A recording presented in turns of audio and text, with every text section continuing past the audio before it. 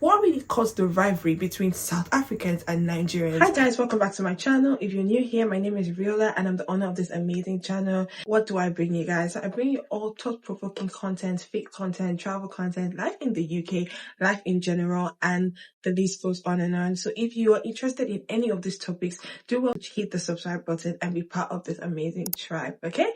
Without further ado, let's just get right into the video. So guys, today's video is all about a very important topic that has been on my mind. I mean, I have been asking the questions: how did this come about? Why did this come about? What really went wrong? What are we really fighting about? So now the topic is the rivalry between South Africa and Nigeria. Actually, a couple of days ago I made a post about Nigeria needs prayers. If you have not seen that video, I've just put the link on here so you could look at the video. So basically, when I checked the comment section, I had a whole lot of South Africans in the comment section with so much to say, and that brought me to the thinking and actually asking myself, what really caused the rivalry between South Africans and Nigerians? I mean, we have seen it in all social media platforms: TikTok, YouTube, Twitter, even Instagram. We've seen all the rivalries happening, brought to us live, right? So let's just I just want to dive into this topic and let's discuss what really happened, and also drop in the comment section of what you think caused this rivalry or how it started about. So growing up, I used to hear tales about South Africa and Nigerians, the tales of fighting, the tales of them not getting along in the country, particularly in South Africa. And I was so scared of going to Cape Town. I mean, that was my dream, to go to Cape Town, because I've been hearing about Cape Town and how beautiful it is, and I've always wanted to go. But because of the scare, the talks and everything, I don't know if it's for everybody. For someone like me, yeah, whenever I hear things on social media, it kind of makes me scared, like, oh my goodness. But then, I mean, when I was researching this topic, I just realized how similar both countries are, how similar these two giants are. I feel like we are very similar. Both countries are very similar, but also very different. I mean, the most obvious similarity is the fact that we are all Africans first, right? So both South Africans, Nigerians, we are all under the umbrella of Africans first. So let's just dive right into the video and unpack actually what's really going on. And I also want to hear you guys, like, in the comment section, what you really think caused this rivalry, what you really think caused this fraud, and if there's any solution in this year. I mean, this is a new year, so I'm thinking, can there be some sort of amending of the ties, of the bond? We're brothers, right? Can there be a cure or a means to resolve the fight between us South Africans and Nigerians? Okay, right. So before we start pointing fingers and taking sides, I know a lot of South Africans are watching my vlog, and a lot of Nigerians are also watching my vlog, but hold your peace. Let us look at what is the real cause of this rivalry. I'm going to take us back into memory lane, into the history books, and actually discuss what's happened in the past. This is from a South African editorial called Nzingi, all right? And it says, in March 1960, 69 black people were massacred in Sharpeville, South Africa, by the white apartheid police. That same year, Nigeria successfully liberated itself from a 160-year British occupation. The new Nigeria's leaders' reaction to the Sharpeville massacre has changed everything in South Africa from then on. Here is a letter Nigeria's Prime Minister Abubakar Tafawa Balewa sent to African National Congress (ANC) militants on April 4th, 1961. And it says, Sir Alhaji Sir Abubakar Tafawa Balewa, Prime Minister, has directed me to thank you for your kind letter at this time, and must let you know that the battle against apartheid has just begun. This was in 1961. Okay. Immediately after sending the letter, Sir Balewa lobbied for the effective expulsion of South Africa from the Commonwealth in 1961. Beyond political support, Sir Balewa was the first leader to provide a direct financial aid to the ANC from the early 1960s. At the height of the liberation movement in the 1970s, Nigeria alone provided $5 million annual subvention to the ANC and the Pan-African Congress annually. In 1976, Nigeria set up the Southern African Relief Fund, SAFR, destined to bring relief to the victims of the apartheid regime in South Africa, provide education opportunities to them, and promote general welfare. The military administration of General Obasanjo contributed $3.7 million to the fund. Moreover, General Obasanjo made a personal donation of $3,000, while each member of his cabinet also made personal contributions of $1,500 each. All Nigeria's civil servants and public officers made a 2% donation from their monthly salary to the SAFR. Students skipped their lunch to make donations, and just in 6 months, in June 1977, the popular contribution to the fund reached $10.5 million. The donations to the SAFR were widely known in Nigeria as the Mandela tax. So, South Africa, as we all know, had a long, painful history in apartheid, which only ended in the early 90s. This struggle was about getting freedom, equality, and also justice.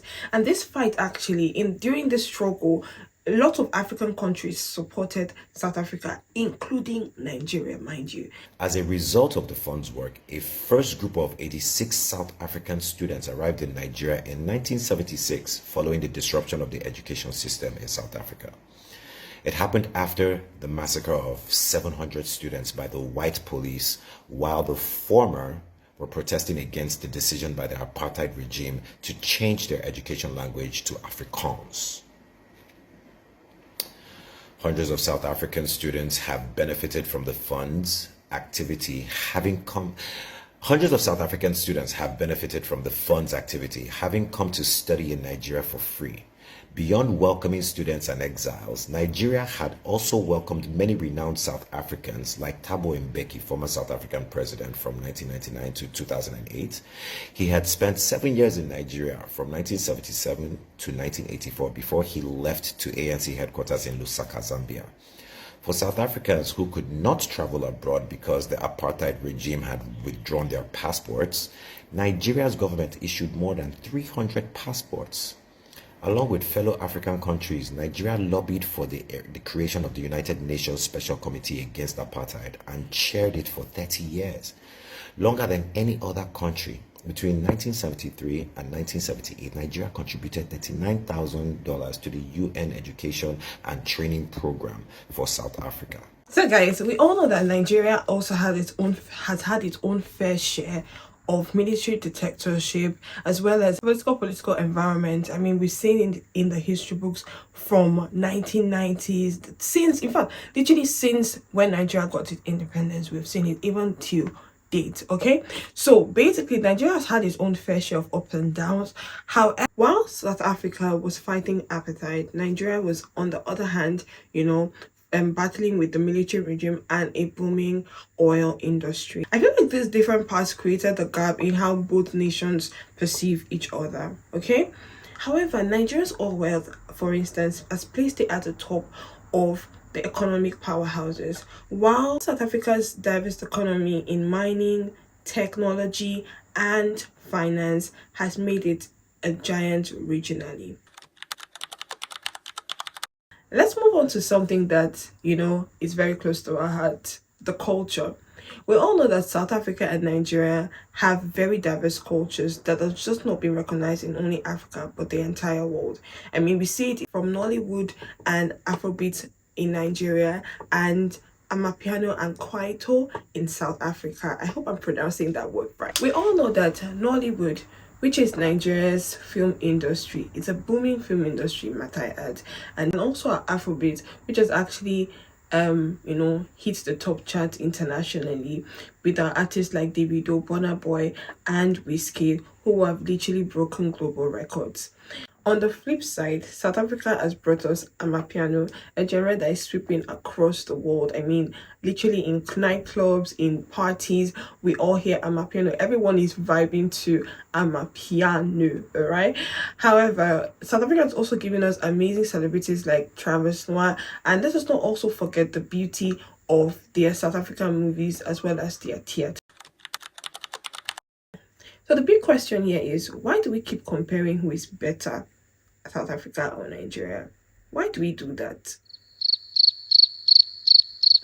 Does Nigeria's domination in Afrobeat make it a more influential country in terms of music? Or does South Africa's cultural export give it a different kind of power? Because I'm trying to understand it. I actually think that this is where the rivalry can get a bit tricky. We can see that both countries are doing well on their own. Both countries have so much rich culture, rich music, rich language, rich things, right? However, when we keep seeing constant argument on social media, constant bickering about whose music is better, whose artist is better, whose movie is, pop, it actually begs the question of, are we literally fueling an unnecessary rival? Are we really fueling an unnecessary rivalry between these two countries? International Monetary Fund forecasts show that South Africa is set to overtake Nigeria and Egypt as the continent's largest economy. The IMF says Nigeria's economy, which ranked as Africa's largest in 2022, is set to slip to fourth place this year, and Egypt, which held the top position last year, is projected to fall to second to South Africa after a series of currency devaluations. The World Economic Outlook of the International Monetary Fund says Nigeria is expected to remain in fourth place in coming years, while Egypt could reclaim the top position by 2027, but expects the South African economy to benefit from improvements to its energy supply and plans to tackle logistical bottlenecks. It estimates Nigeria's gross domestic product at $253 billion based on current prices this year. Egypt at $348 billion and South Africa at $373 billion. Nigeria is dealing with many economic challenges which have been blamed for its slip in the economic ranking. A nearly 30-year high inflation rate of 33%, a weakening currency and the effects of government economic reforms are some of the problems it is contending with. I mean, while both countries are deeply rich in both sides, we see that both of them struggle deeply. I mean, Nigeria is blessed with oil, but we suffer in terms of, we face different challenges in terms of the management and obviously the fluctuating oil price, as well as the corruption involved. And South Africa, on the other hand, has suffered high unemployment rates. Let's talk about something that has really escalated the rivalry: social media. Oh my goodness, I can go on and on and on and on about this. We see it in, there was a time where Chidima, the Nigerian South African girl, came to, she wanted to contest for Miss South Africa, and there was a whole uproar on social media about why she shouldn't contest because she is not South African. We also see it where even when she went for Miss World, South Africans were still bickering. They even went to the extent of exposing her birth certificate and saying that she was not really South African and that she lied on her birth certificate and the likes. I mean, it was just a mess. Even in the viral memes and viral memes, we see it even in the football field. We can see it also in Nigerian Twitter, throwing shades at the South Africans, and we can also see it in South African TikTok showing train shades at Nigerians. You can even see it in different videos on YouTube where they ask, which guys do you prefer, who do you prefer, and South Africans say, oh, you prefer Nigerian men to men. There's just so many things that I feel like is part of this rivalry, and it's just like fueling the unnecessary rivalry. There are very recent rivalry topics that has happened. The most recent one is the boat incident where South Africans ordered boats from Nigeria. Nigerians did the same. I mean, it was just back and forth, and I feel like when two elephants fight, the ground suffers. I think the big question here is, for how long are we going to sustain this animosity, right? Like I said, it's a new year. Do we still want to continue the beef? Do you still want to continue the bickering?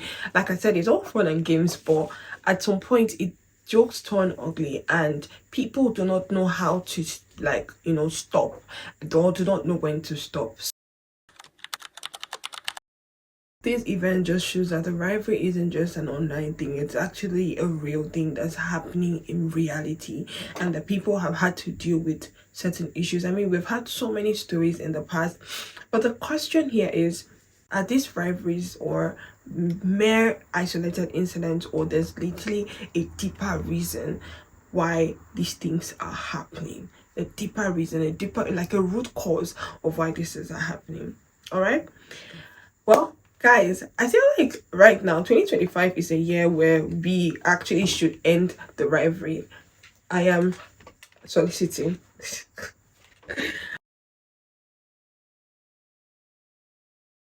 Is it finally time for South Africa and Nigeria to let go of this long-standing competition?